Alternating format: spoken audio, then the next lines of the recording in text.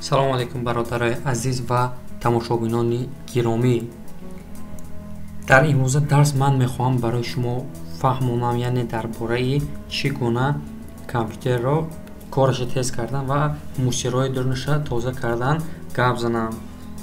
хуб, агар компютери шумо мисол мусираш бисёр бошад, суст кор карда истода бошад, кам шах мешуда бошад, ҳамин видеои то охираш тамошо кунед. ман дар ҳамин видео мефаҳмонам ки чӣ хел кори компютер тест кардан, яъне мусирҳоша тоза кардан.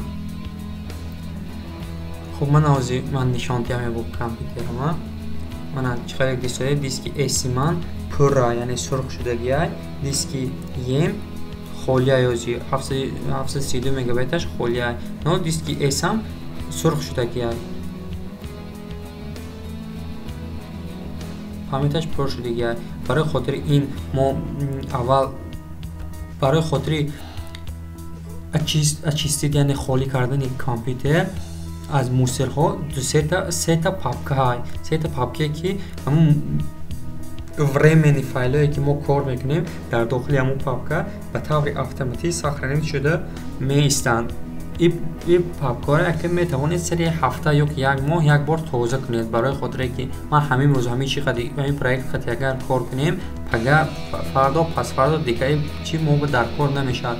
ин папка номаш темп, оз ман яхташа нишон медиҳам, нигоҳ кунед. мана папкаи темпа тараки командная строка хати ёки выполнить хати удалиташ мекунем. барои хотири ин пахш мекунем кнопкаи пуск r выполнить мебарад, дар выполнить темп менависем, ока пахш мекунем, мани папкаро ёфта медиҳад. барои хотири удалит кардани инҳо, ино временни папкаян, ҳамаша удалит кардан даркая. мана Ctrl A пахш мекунед, ҳамаш виделит мешавад.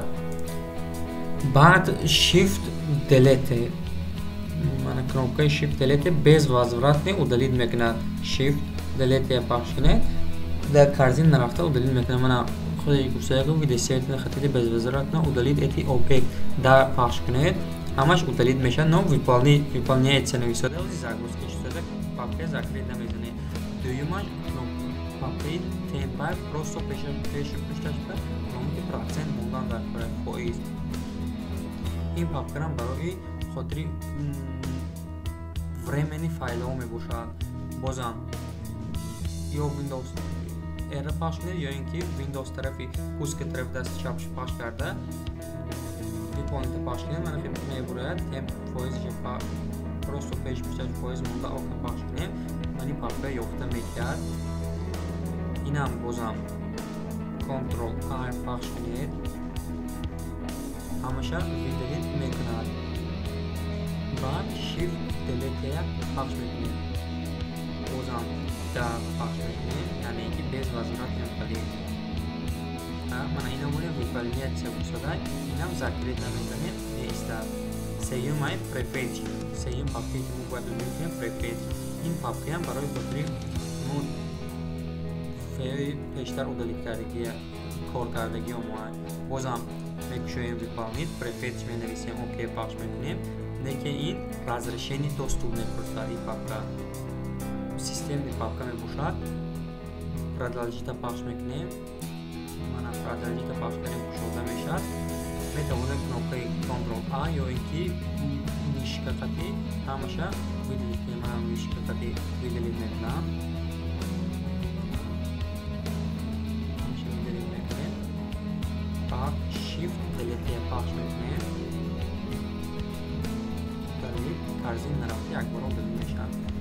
ман инҷа повторить пропустид отменить мегӯяд. ин ду файл дар кадом программа кушода шудагиям, пропустидаш мекунед, тамом ҳеҷ файда надорад. тамом. мана ҳарчи папка удалит шуд, мана выполняется эта папка пусташа закрит мезанед, но инаш ҳолиам выполняется шуда, ҳичи закриташ кардан гиред. мана хуб, корзин бояд дуюмаш корзине очистить мекунем, яъне корзине холӣ мекунем. برای خاطر ما میتوانیم کامپیوتر دست چپ پخش کرده دست راست پخش کرده چیزی کردی نگویم نو بهترش اگر یک کردی میبینید که یکون فایلی ضروریتون در داخلش نباشد برای بستنویس کردن. وقتی که من انتخاب دا پروردگار یکون فایلی ضروریتون نباشد باز سکریت زده و چیزی کردی نو میکنیم در پخش میکنیم کردی خالی میشود. خب یکی دیگر راهی که برای خاطر کامپیوتر کارش تست کردن این удалит кардани файлҳои нодаркорӣ программҳои лишни мебошад ки барои мо зарур намебошанд, но мо удалит кардан мехоҳем ин программҳоя вообще программа истифода намебурдагӣ ё бозиҳои нодаркорӣ. барои хотир ин медорем параметр настройки приложение ё ин ки роҳи осонтараш пуск мана пуск медорем просто поискаш менависем приложение нависед приложение и возможности даромадан дар кора. ман бисёр навистаги приложение и возможности якум истоя энтер пахш мекунем кушода мешавад. хуб дар инҷа спискаи приложениҳои дар компютер будара мебурорад. сортироваташ ози имя мондагӣ сортироват по размеру монем мана приложениҳое ки мегабайтҳошун зиёда якум меистанд памяташи қа зиёда мана ин списки программо барои ман дар кор намебошанд. яъне ман бозӣ дар кор нест ҳамино удалит мекунем мебурванд. мана якумша мегирем ё болош пахш кунед преместид удалит мебурояд. удалитҳа пахш мекунем дар компютер мо ҳамин настройкиҳош нест мешаванд. мана удалит мана якташ удалит шуд мегирем дуюмша удалит мекунем. мана удалит боз сеюмаш удалят ва чорумаш удалит. хуб мебинед проверка мекунед мебинед кадом программо дар кор набошанд удалиташ кунед бурва дар кор нест приложение ки истифодаш намебаред. хуб мана мефурем мана приложение новости барои ма дар кор нест удалит. ҳама чия дар интернет дида мешавад. ҳар рӯз хабарҳои нава интернет бромсуда приложение аллакай дар истифода намебарам ман.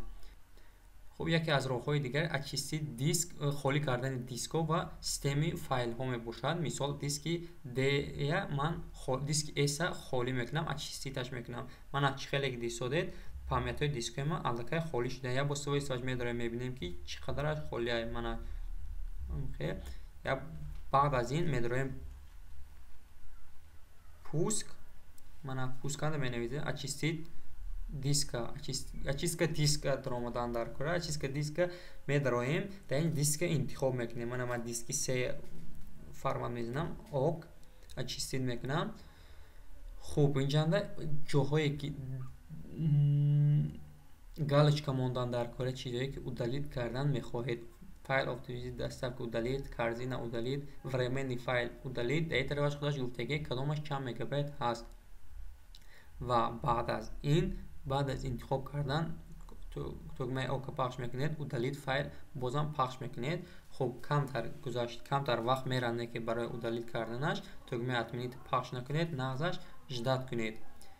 як бор дига менависем очистка диска медорем як бор дига очистка диска бозам окей ин карад очистит системные файле интихоб мекунем. мана бозам диски S окей мана бозам камтар ждат мекунед. хуб ин оина кушода шуд оинаи очистка диск бозам галочка мемонем чиёе ки бояд удалит кунем.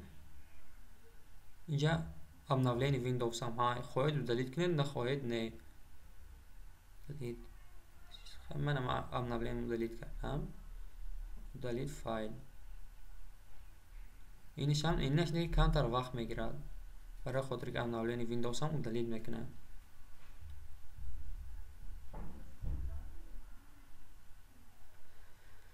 хуб бародарои азиз мана ин буд дарси имрӯзаи ман дар бораи чӣ хел тоза кардани компютер. яъне кори компютер тез мешавад ба ҳамин корҳои кунед агар кори компютертон тез мешавад. хуб агар видео барои шумо маъқул шуда бошад яъне ин ки ягон фоидае расонда бошад кори компютертон тез кунад бародаро лайк монед подписатсия кунед канали моро дастгирӣ кунед. хайр то видеоҳои оянда.